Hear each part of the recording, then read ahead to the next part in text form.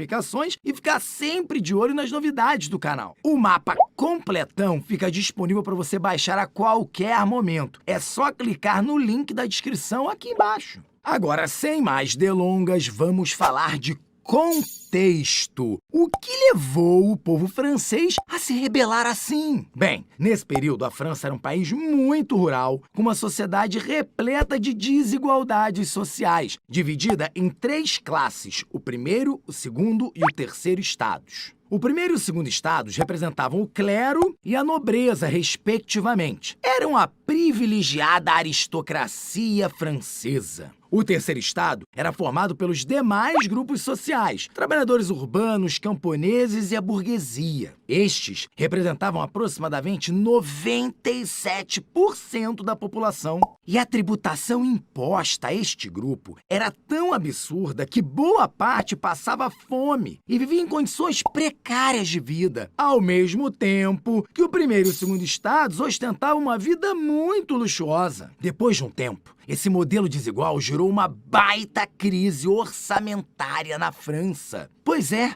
a França vivia uma crise política, econômica e social. Tanta tensão começou a ferver os nervos da maioria dos franceses, que exigiam mudanças drásticas na sua sociedade. A solução do governo de Luís XVI foi iniciar uma série de assembleias. Começando pela Assembleia dos Notáveis, em 1787, quando o primeiro e o segundo estados se reuniram para tentar resolver a crise. Só que a decisão dos ricos foi aumentar os impostos da galera sofrida do terceiro estado. Cada vez mais, a população se revoltava, até que, finalmente, em 1789, deu-se início à Assembleia dos Estados Gerais, que também contava com a participação do terceiro estado. Mas tínhamos um probleminha com esse plano. O peso dos votos era contabilizado de 1 para 1, ou seja, o terceiro estado representava 97% da sociedade, mas teria direito a apenas um voto. Fica a dica, hein? A desproporção da representação social francesa volta e meia cai no Enem. Fica de olho, hein?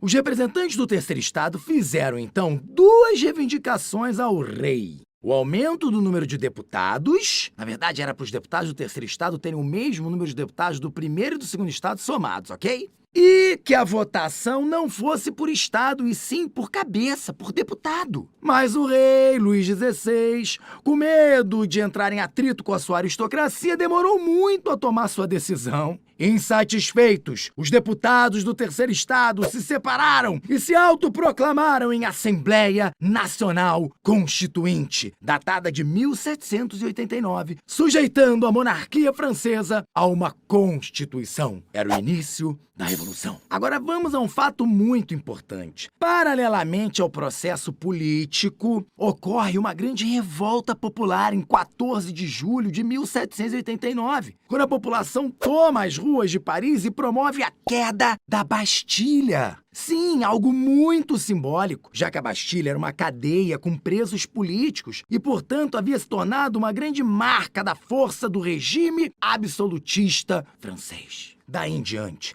a Constituinte foi tomando forma. Foram elaborados os direitos do homem e do cidadão, que aboliu os direitos feudais e dividiu os poderes do governo. A Constituição entrou em vigor no ano de 1791, pouco antes do confisco dos bens do clero, na chamada Constituição Civil do Clero, que inclusive os tornou funcionários públicos. Em 1792, uma tentativa franco-prussiana de devolver os poderes da monarquia francesa falhou, pois os revolucionários, com sua guarda nacional, derrotaram os invasores, cantando a Marselhesa.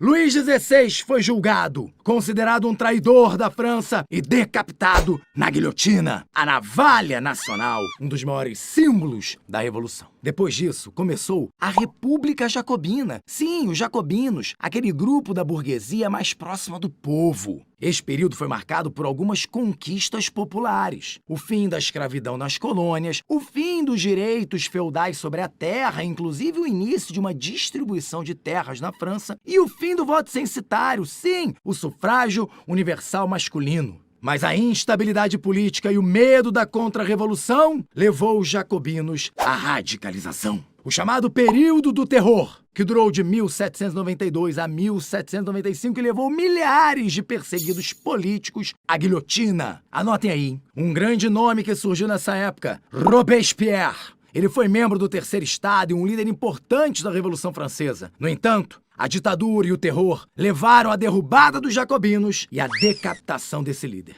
Assim, em 1795, no Diretório, quem assumiu o poder foi um governo controlado por girondinos, a alta burguesia, lembra? Ou seja, burgueses que tiveram de enfrentar muitos levantes populares e uma crise econômica muito braba. O fim da Revolução só chegou em 1799, quando o jovem e prestigioso general mudou novamente o destino dos franceses. Napoleão Bonaparte deu o golpe do 18 Brumário e assumiu a França. Nascia um grandioso ícone da história francesa, que apesar de ter implantado um império controverso, trouxe a tão sonhada estabilidade política e desenvolvimento econômico que o país precisava. Mas isso é assunto para um próximo. Quer que desenhe? Vale a pena lembrar que os legados da Revolução Francesa vão além dos valores de igualdade, fraternidade e liberdade. Foi ela que derrubou o antigo regime, o absolutismo, sistema político baseado no modelo aristocrata. Através dela, deu-se início ao mundo contemporâneo, criando um novo modelo de sociedade que afetou não só a França, mas o Ocidente como um todo. Eu falei pra vocês que era um dos eventos mais importantes da história, viu? E aí, gostou do nosso resumão? Então não perca e baixe o mapa completo só pra você. Basta clicar no link da descrição para salvar o desenho inteirinho em alta resolução. Aproveita e se inscreve no canal do Descomplica, deixa um like pra gente, comenta o que você tá achando, mande suas dúvidas, daqui a pouco a gente desenha. Compartilhe ou marque seus amigos nos comments. Vai ver, era isso que tava faltando pra ele pegar no tranco de vez, hein? Até a próxima, pessoal. Valeu, abraço!